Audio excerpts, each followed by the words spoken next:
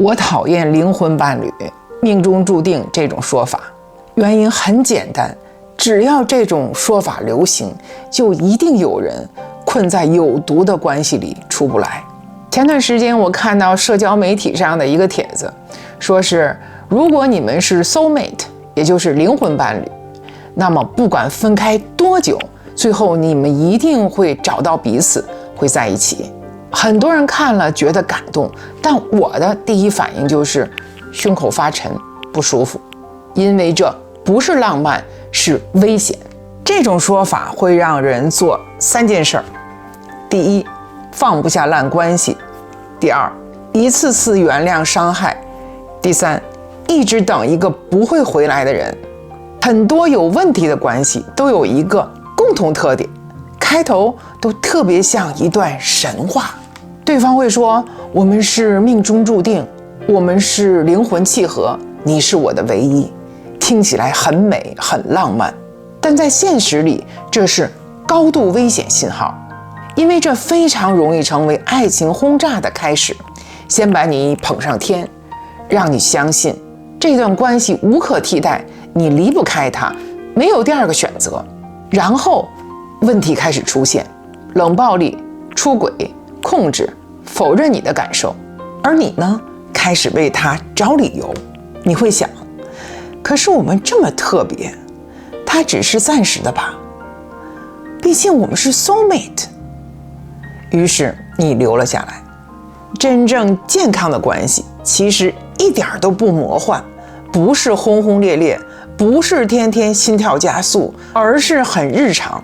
你可以做真实的自己，可以邋遢，可以发胖，可以犯傻，不用演。你们会道歉，会倾听，不用时刻紧张。在一起像什么？像回家，像一件旧毛衣，舒服、安全、安心。这种关系里的人很少说灵魂伴侣，也很少分分合合，不是靠自己来维持感情。那为什么这么多人迷信 soul mate 灵魂伴侣呢？原因很简单，很多人内心深处有一种恐惧，害怕被抛弃，害怕孤独，有依恋焦虑，有童年情感缺失。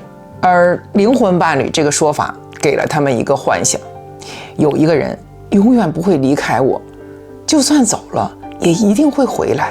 对焦虑的人来说，这就像止疼药一样舒服，但这不是真的。现实是没有人能保证永远，人会变，环境会变，会生病，会出意外，会走上不同的人生道路。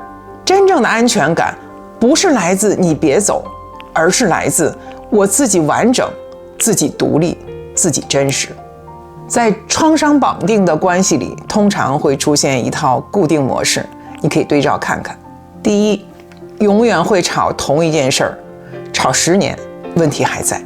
第二，一次次相信他会改，但从来没改过。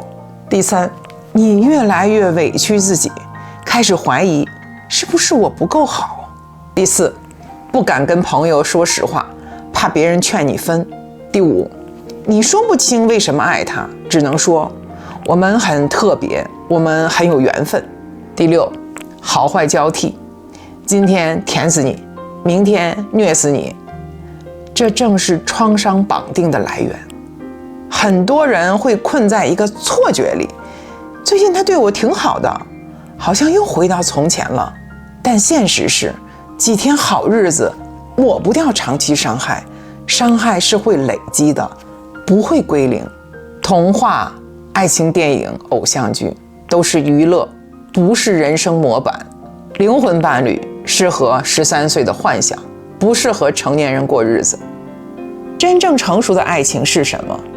不是魔法，是尊重、在乎、安全感、善意、陪伴、成长、平衡。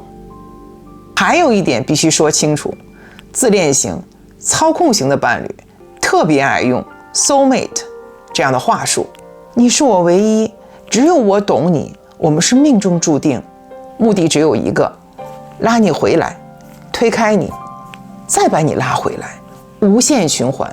这就是情感拉扯控制， whoring。